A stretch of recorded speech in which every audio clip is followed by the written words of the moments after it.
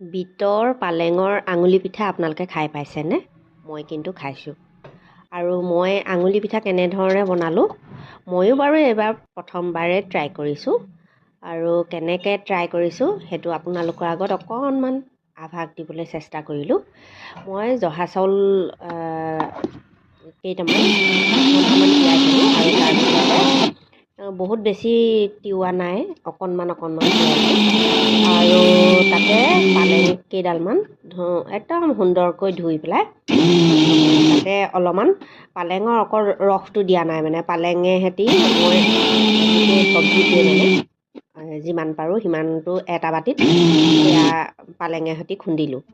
তাৰপিছত আৰু এয়া বিটৰ লগত খুন্দিলোঁ। এয়া হ'ল সেউজীয়াটো হ'ল পালেঙৰ, আৰু ইয়াত বিট দুপিচমান দি দিলোঁ আৰু তাতে পিঠাটো মানে চাউলটো দি পেলাই পিচি ল'লোঁ। আৰু এতিয়া দুফালে মই পাতিছোঁ একেলগতে হোৱাকৈ, দুফালে দুখন পেন পাতি এখনত মানে সেউজীয়া যিটো পালেঙৰ সেইটো মোৰ ভুল হ'ল বাৰু। প্ৰথমতে মই ট্ৰাই কৰিছোঁ যে মানে কি হ'ল, গৰম পানীতে মই হেৰি কৰি দিলোঁ,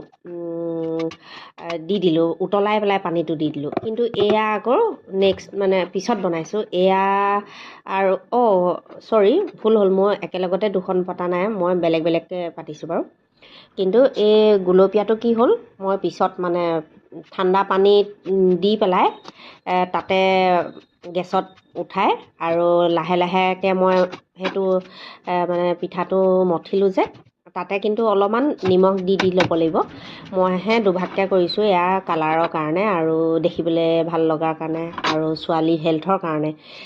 তাই পিঠাটো খাওঁ খাওঁ কৈ আছিলে, কিন্তু মই ভাবিলোঁ অলপ হেল্ডি হোৱাকৈ বনাই দি চাওঁ। আৰু হাতত অলপ অলপ গাই ঘিউ লগাই লৈছোঁ, নহ'লে মানে হাতত লাগি ধৰে। এইটো দেখিছেনে কিমান ধুনীয়াকৈ হৈ গৈছে, ডোটো আটা মঠাৰ দৰেই হৈছে, খুব ধুনীয়াকৈ। আৰু এয়া টাইলছখন কিন্তু মই খুব ধুনীয়াকৈ মুচি লৈছোঁ দেই, আপোনালোকে সেইটো মানে জাজ নকৰিব লেতেৰাকৈ মই কৰিছোঁ নেকি। আৰু ধুনীয়াকৈ মই এইখিনি বনাই ল'লোঁ, আঙুলিটোৰ দৰে হৈছেনে বাৰু। আৰু এয়া এতিয়াহে কিন্তু মই একেলগতে দুখন পেন পাতি লৈছোঁ, আৰু তাতে আপোনালোকৰ নিজৰ হিচাপত দিব চেনিটো, মিঠাটো মানে কিমানটো হয়। মই আধা লিটাৰ গাখীৰ আনি পেলাই দুভাগ কৰি পেলাই বনাইছোঁ, আৰু তাতে অলপ অলপ গাই ঘিউ দি দিছোঁ, তেতিয়া মানে খাবলৈ অলপ টেষ্টি হয়। আৰু এতিয়া গাখীৰটো উতলাৰ লগে লগে মই পিঠাখিনি দুই ভাগতে ঢালি দিম। এভাগ আৰু খাবৰ কাৰণে টেষ্টি আৰু থিকনেছটো আহিবৰ কাৰণে মই আমূল্যৰ 5